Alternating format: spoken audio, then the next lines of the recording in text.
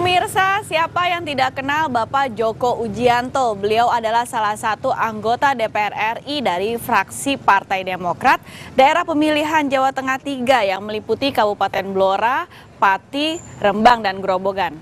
Nah, bagaimana nih kiprah beliau? Yuk kita ikuti saja liputannya berikut ini.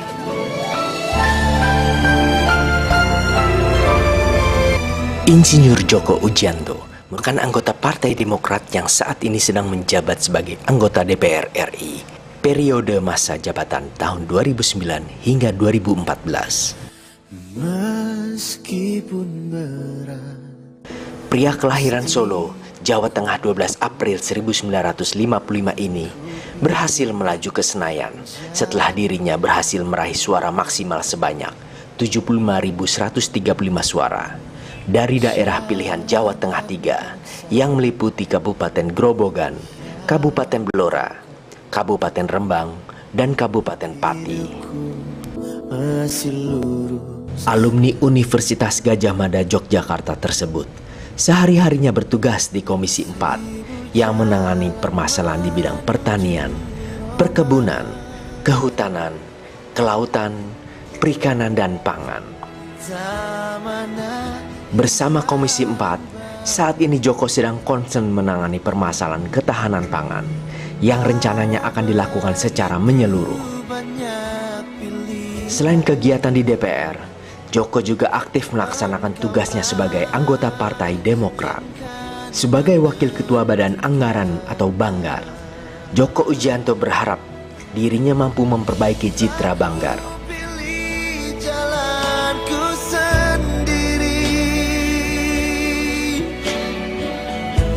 Dalam prinsip kehidupanku.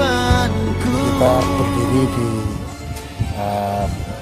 tanggulnya rencana embung keruk ya. Kalau ini jadi, itu kita bisa mengairi sawah kira-kira 500 sampai 600 hektar. Ini daerah yang sangat kering kerontang, Mas. Jadi mudah-mudahan dengan adanya embung keruk ini nanti betul-betul bisa menjadi masyarakat di sekitar Radu Blatung ini bisa menikmati, bisa nanam padi, mungkin bisa 3 kali panen, dan ini tentunya sangat bermanfaat bagi para petani. Ini perlu ditekankan bahwa ini adalah program pemerintah Pak SBY yang demikian getolnya untuk mengangkat dan mensejahterakan petani dan nelayan. Bantuan itu banyak sekali dari PUAP, LM3, ada bantuan alat mesin pertanian, ada traktor, ada pompa air, ada bantuan bibit, ada bantuan pupuk, ada bantuan peternakan, ya, ada rumah kompos, itu dari Kementerian Pertanian. Dari Kementerian Kehutanan ada KPR, ada desa binaan Diskiliter Kehutanan, ya, itu semua sudah bisa disalurkan lewat aspirasi dari kementerian itu, lewat anggota DPR di dapil kita, yaitu tentunya dari Komisi 4 dan saya sebagai salah satu anggota di Komisi 4. Mensejahterakan masyarakat pertanian dan kelautan itu ada 5 sebetulnya. Inputan pertanian sendiri, kemudian modal kerja, ketiga infrastruktur, keempat adalah teknologi, dan kelima adalah pemasaran. Kalau ini berjalan secara simultan gitu ya, pasti dia akan mengurangi kemiskinan dan memberikan kesempatan tenaga kerja. Kalau kemiskinan dan tenaga kerja ini secara simultan juga akan mengurangi tingkat kemiskinan, ya, akhirnya apa? Akan menaikkan kesejahteraan. Ini yang saya selalu terfokus untuk itu, bagaimana meningkatkan kesejahteraan petani dan nelayan. Namun saya yakin yang penting adalah bagaimana mengentaskan kemiskinan absolut. Itu mesti harus dihilangkan. Kalau semua anggota dewan berperilaku turun ke lapangan, mengetahui dan duduk dengan para eksekutif membicarakan masalah ini, saya rasa duduk permasalahannya akan gampang kita selesaikan bersama-sama, dan mana yang perlu diprioritaskan.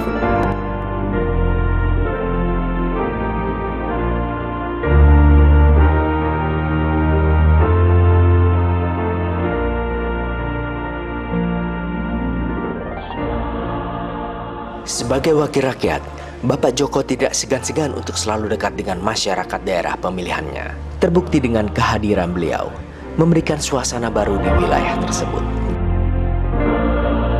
Bapak anggota DPR, baik pusat maupun daerah, mohon memikirkan, Pak. Bukalah lapangan kerja untuk Kabupaten Blora, di mana nanti anak-anak kami itu tidak kesana kemari ke Jakarta mengadu nasib. Itu berasnya yang layak untuk dimasak sama ibu-ibu.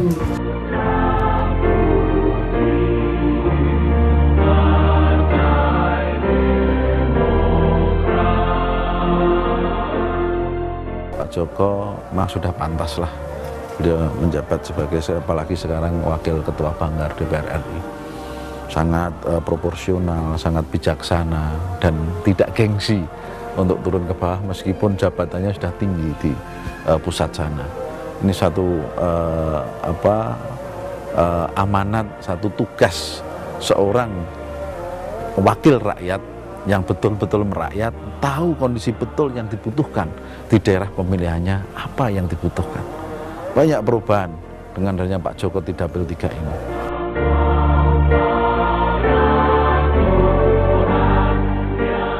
Oh, Pak Joko sangat familiar, ya. Terbukti ini tadi begitu dekat dengan masyarakat, dan tidak kali ini saya melihat Pak Joko memang langsung bisa terjun ke lapangan, langsung ketemu pada masyarakat desa, dan langsung bisa menangkap aspirasi mereka. Dalam hal ini pemerintah Kabupaten Blora juga sebenarnya berharap seperti itu. Anggota-anggota DPR RI yang ada di pusat paling tidak harapannya seperti Pak Joko itu, langsung ke lapangan, ketemu masyarakat, menggali apa yang dikeluhkan oleh masyarakat, apa yang diharapkan masyarakat, sehingga bisa ditampung oleh anggota DPR RI yang notabene itu wakil kita.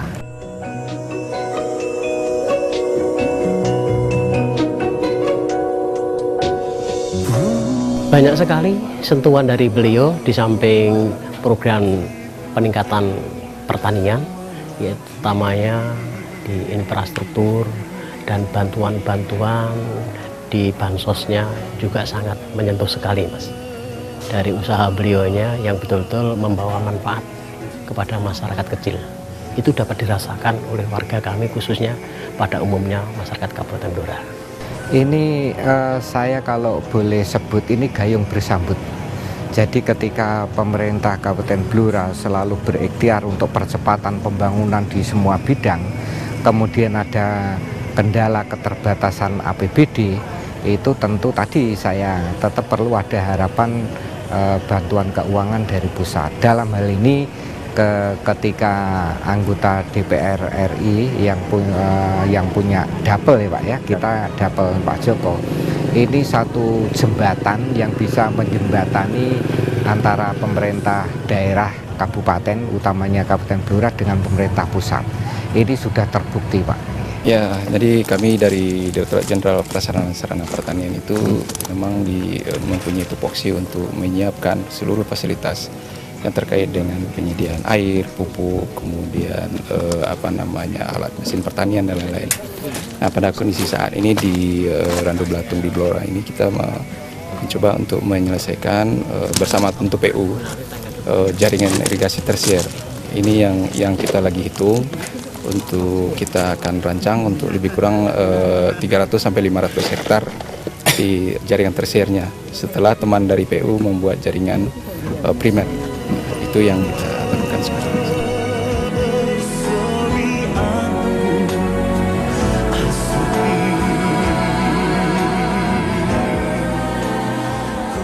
Saya tertarik dengan visi dan misinya Pak Joko, di mana visi dan misi tersebut mengakomodasi daripada kepentingan masyarakat, sehingga ketertarikan saya ini saya tidak lanjuti sampai sekarang, di mana beliau ketika berkunjung ke daerah, ke konstituennya, saya selalu mengikutinya karena masyarakat yang sudah datang itu akan menyampaikan aspirasi apa yang di dalam hatinya, khususnya itu dari tokoh masyarakat yang mewakili daripada masyarakat tersebut, sehingga sampai tahun 2012 ini ada perkembangan yang signifikan menurut saya dari program-program yang mengakomodasi tentang petani, baik itu program PUAP, bantuan alat-alat pertanian, kemudian ada perubahan subsidi pupuk dan lain sebagainya, itu bisa dirasakan petani sampai saat ini. Terutama ini non sewu aspirasi yang terutama PUAP, program usaha pedesaan itu hampir semua kecamatan tidak ada yang tergerak, semua desa mendapat program itu. Memang sangat membantu sekali kepada petani kecil dalam hal simpan pinjam. Dalam hal ini memang Pak Joko aspirasinya hanya tentang PUAP, dia memang membela itu Mas.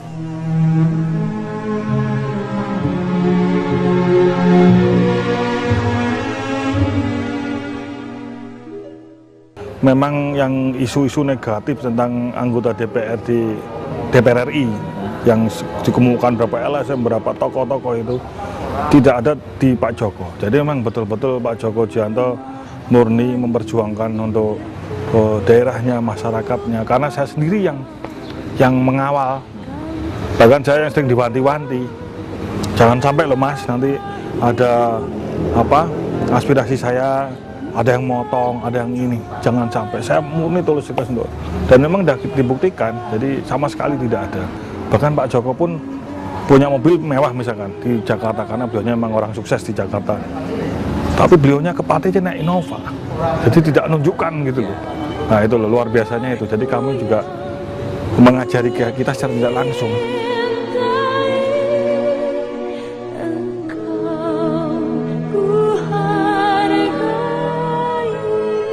Saya secara pribadi maupun kelembagaan sangat bangga sekali.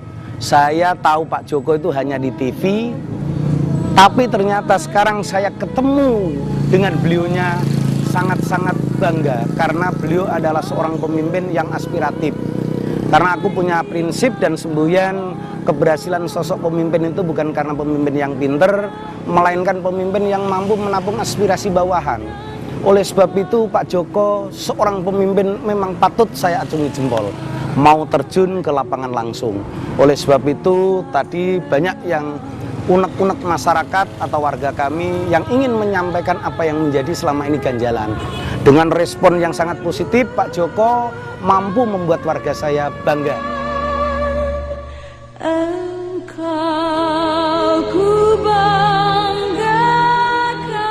Saya yang paling senang dengan Pak Joko jiwa kepemimpinannya, merakyat dan ingin menampung aspirasi dari arus bawah.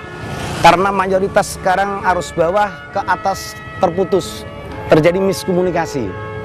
Tapi Pak Joko tidak ingin hanya laporan-laporan, terjun langsung. Itulah saya walaupun baru kenal sekali, tapi itu tertanam rasa simpatis oleh Pak Joko.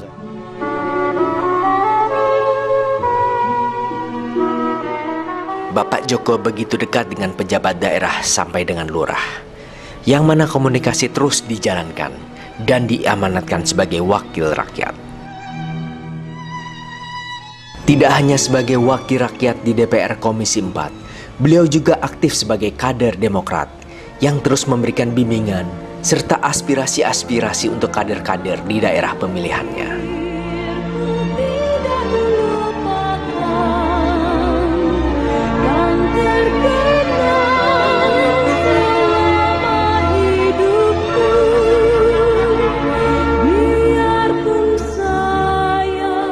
Ketegasan di dalam menangani sesuatu masalah dan juga memang berani. Kalau misalnya kita ada usulan tertentu, betul-betul berani melakukan apa yang menjadi harapan kita itu.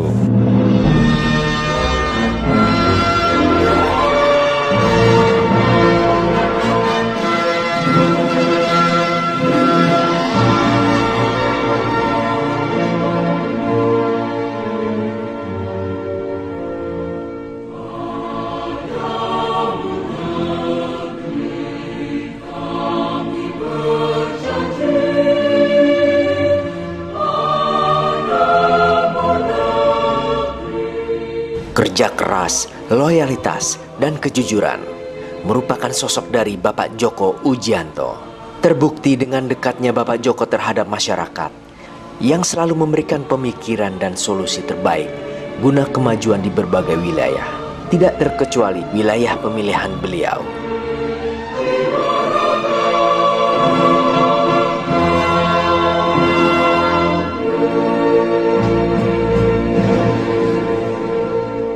Harapan saya adalah apa? Dapil 3 Jawa Tengah itu mampu sejajar dengan kabupaten-kabupaten di Provinsi Jawa Tengah yang sudah maju.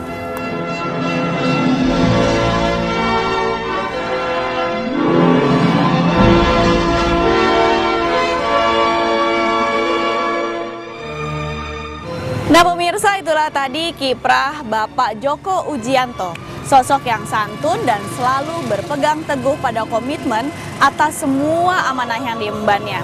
Semoga saja seluruh kiprah beliau di daerah pemilihannya sangat bermanfaat untuk kita semua. Saat ini saya pamit, sampai jumpa lagi. Salam.